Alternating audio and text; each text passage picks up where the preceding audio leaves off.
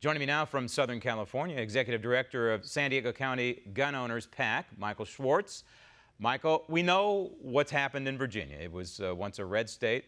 It certainly has moved from purple, I think, into pretty much, we could say, blue, thanks to the north of Virginia.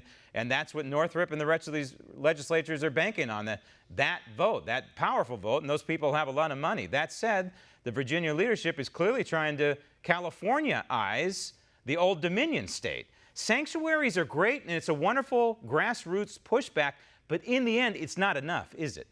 No, there's two takeaways. One is that the rest of the country really needs to stand up and fight in California, even if you're not from California, because that's where all these laws really originated that Virginia's about to pass. But it's important to understand what's going on with these sanctuary counties. And basically the resolutions on the county level are stating, hey, we support the Second Amendment, which is great, and it's getting great press and people are talking about it.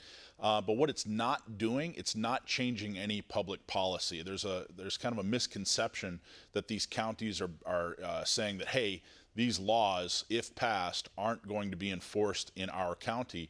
And that's simply not what these resolutions are saying. And the county just isn't going to have the authority to be able to do that. So what this has to do is it has to turn into a movement of organizing people and organizing money so that we get the right people elected in Virginia and change the public policy, because that's where public policy is made. It's, in our form of government, our American representative form of government, that's the most patriotic thing to do, is to get the right people elected by being involved in campaigns and raising money and people. And that's how you get rid of these things that are insidious, like the red flag laws. In California, too, obviously California led the way with red flag laws and other ways to chip away at Second Amendment rights. In California, though, the damage to a certain degree is done. I think you would argue it's probably not permanent damage. But for example, the state attacking ammunition.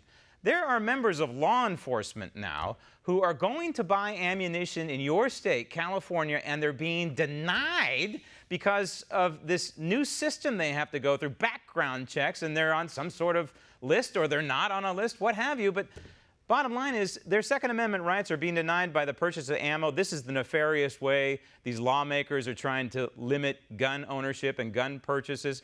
And it's also happening at the local level, by the way. Your city, San Diego, effectively has turned every firearm in every home into a brick because of the laws that you have to have it locked up. Are these laws reversible? Yeah, California is not at a loss for bad ideas when it comes to gun laws, and they are reversible. California has a rich Second Amendment history when it comes to manufacturing and training and ownership, that sort of thing, and I believe that we have a rich Second Amendment future. But what it takes is, what we're doing here in California is organizing to get the right people elected. And we've started our group here in San Diego, but it's also spread to Orange County, Riverside County, San Bernardino County, and these local elections where people who care about the Second Amendment and care about their rights, where they can get involved and make a difference so that they can turn from being effected to being effective. Is extremely crucial. So I do believe it's absolutely reversible, but it can't happen if people move to other states, and it can't happen if people just stay on their couch. They have to get involved.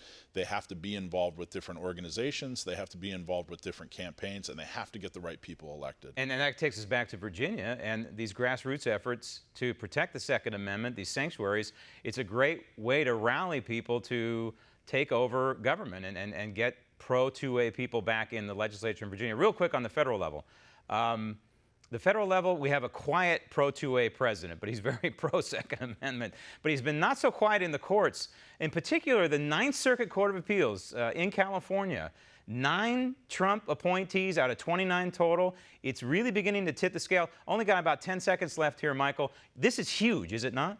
It's enormously crucial that Trump gets reelected, because on the Supreme Court level, could be 2 or 3 more picks, but the federal courts across the nation, he's picking better and better judges, including the Ninth Circuit Court out here in California, and we need that help as we file more and more lawsuits. And who knows, there might be an opening on the Supreme Court very, very soon as well. Michael, thank you. Want to see more videos like this? Click on the link below and subscribe to One America News on YouTube, and call your cable provider and kindly demand that One America News is added to your lineup. Call and subscribe today.